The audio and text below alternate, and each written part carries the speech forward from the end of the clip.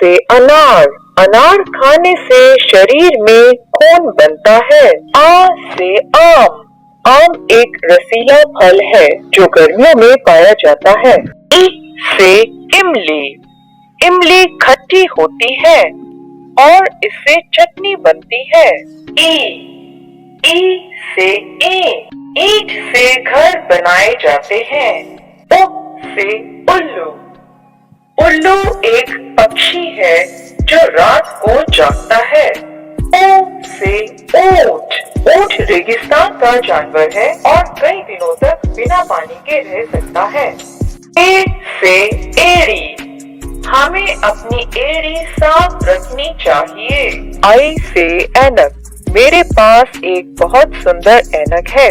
ओ से ओम, ओम का जाप करने से मन में शांति आती है।